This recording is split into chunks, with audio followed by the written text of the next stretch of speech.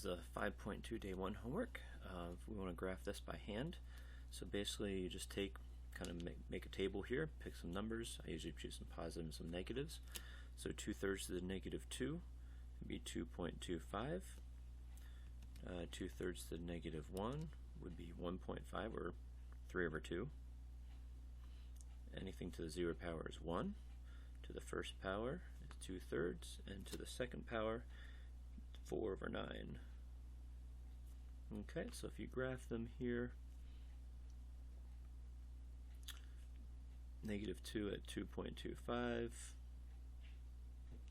-1 at 1.5, and at 2/3, and etc. Okay, so we know it's going to be decay because it's less than 1 there. So it'll look something like this. Okay. Okay, it also asks us the domain and range, and also the equation of the asymptote. Okay, our domain goes this way and this way, so it's all real numbers. And our range, okay, we have an asymptote at 0, so our y is going to be greater than 0, and our asymptote is at y equals 0. Okay, okay, so we know that this is going to be e to the x is going to be, e was 2 point whatever it was, right?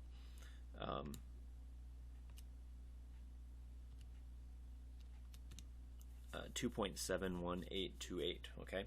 So we have that number and minus 1.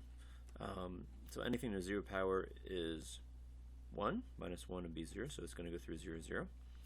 And also, yeah, you can kind of see this though, but I know that at the asymptote, instead of being at 0, the asymptote is going to be at -1. It's just being shifted down 1. Okay? But if you take this and raise it to the -1, it's like 0.37, and to the -2 is 0.14. If I go the other way, it was like 2.72, and to the second power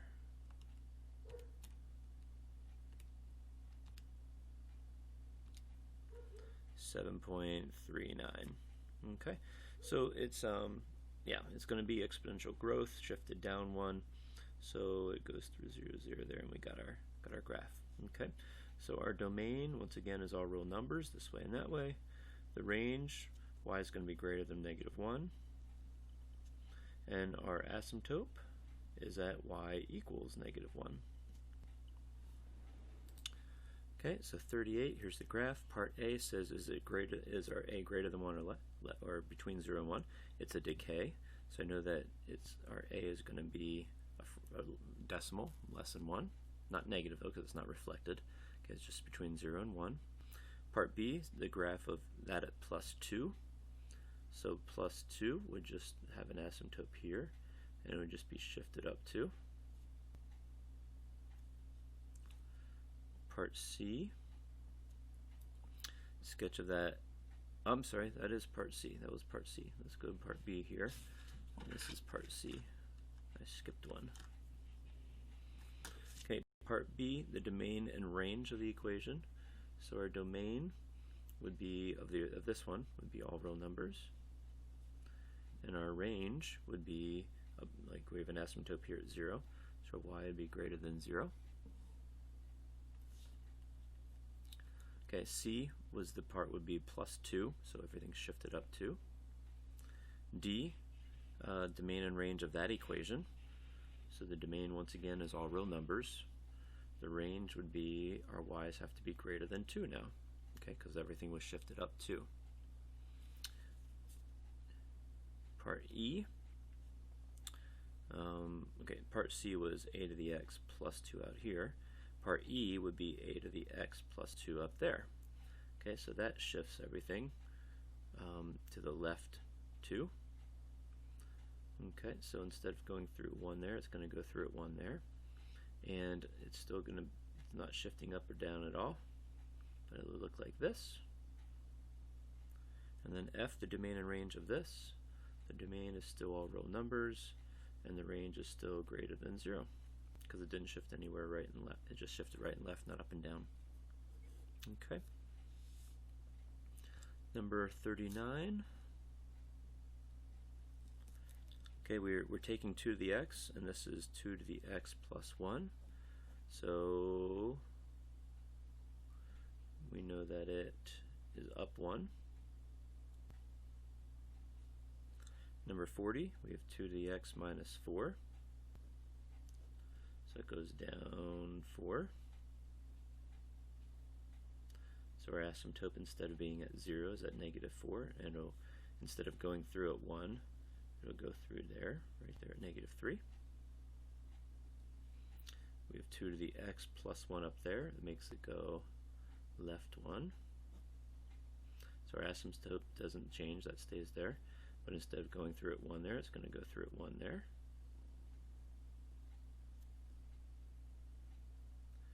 And 2 to the x minus 4 makes it go right 4. Oops, you can't see that. Makes it go right 4. So our asymptote doesn't change, stays there. And instead of going through at 1 here, it's going to be going through 1 there. So we'll have a graph that looks like this. Number 48.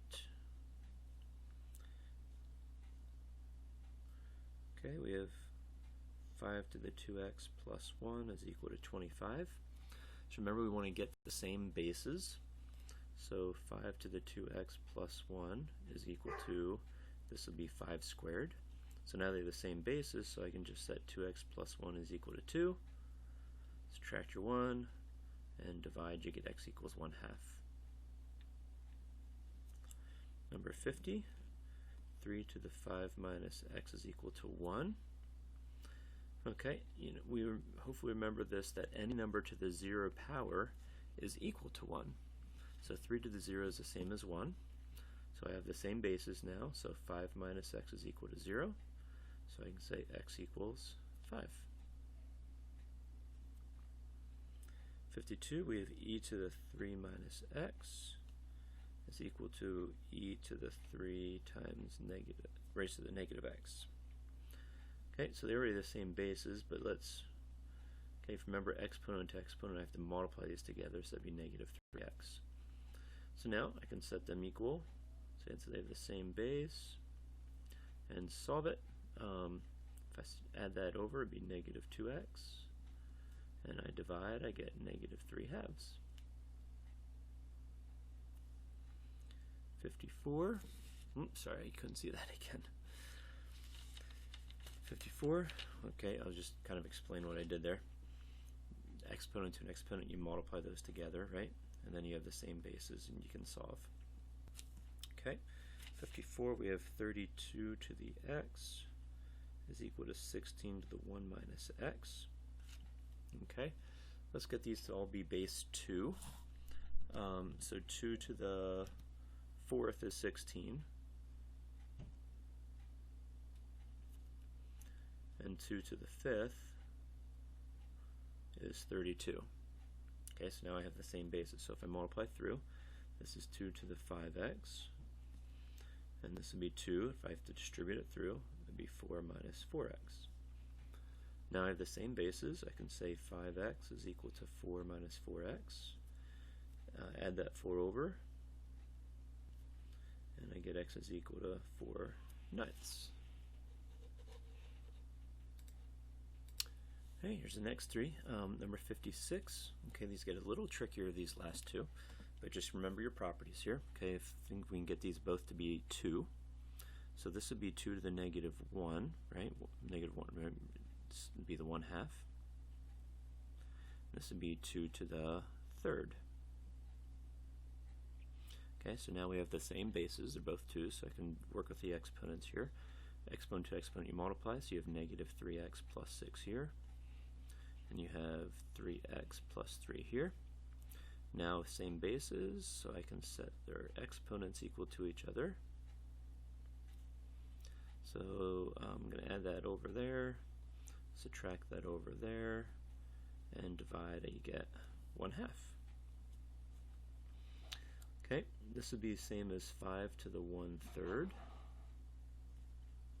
This would be 5 to the negative 1. Okay. So this would be 5 to the negative 1/3 x, and 5 to the negative x minus 2. So now, same bases, so I know negative 1/3 x is going to equal to negative x minus 2. If I subtract that, add this over, it would be 2/3 x, and multiply both sides by 3/2. So I get negative 3. Okay, number 60. First we want to set equal, solve it, and then we'll go greater than, we'll go less than. Okay, so part A, 3 to the 2 minus x is equal to 3 squared. So I know that 2 minus x is equal to 2, exponents. And if I add this x over here and subtract that over here, I get 0. For part B, you want to know where it's, okay, if I get it equal to 0, I can say minus 9, okay, and we look at the graph of this, and the graph of this looks something like this. Okay, so where it's going to be greater than 0 would be this part right here, so from negative infinity to 0, and where it's going to be less than 0 would be this part here, so from 0 to infinity.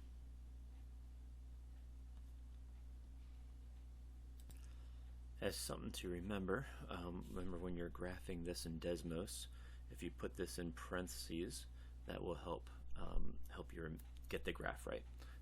Without the parentheses, it just kind of lowers it and doesn't put it in the exponent, so make sure you put it in parentheses. Okay, so here, 32 and 16, is that the same thing we just did? Yeah, okay, actually we already solved it, didn't we? Okay, we solved it there in number 54, 4/9, okay, but we'll do it again. Okay, this would be 2 to the 5x, this would be 2 to the 4th,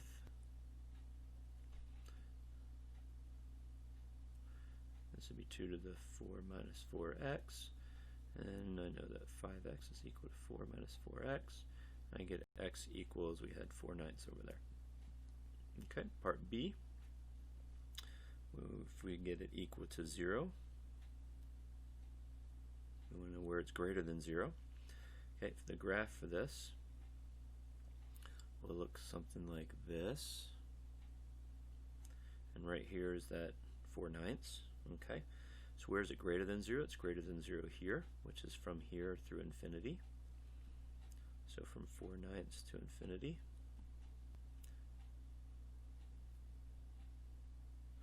Is it less than 0? Less than 0 would be here, so from negative infinity to 4/9.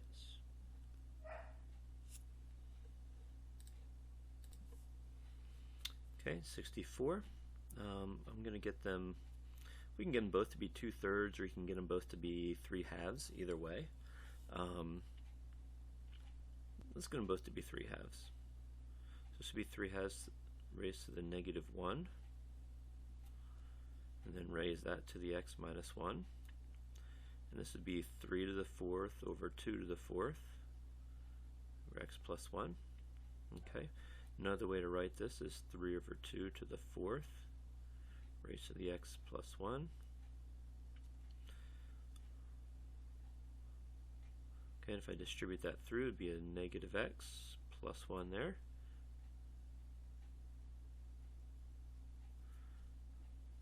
And here, if I distribute that 4 through, it would be 4x plus 4. Okay, now I have the same bases. You could also use 2/3. That would have worked well there too, if you kept this one the same. Then you would have had to put a negative 1 in there just to flip those two around. Okay, both would work. But if I solve it now, oops, 4x plus 4, add that over, subtract that over, negative 3/5. Okay, so for part B,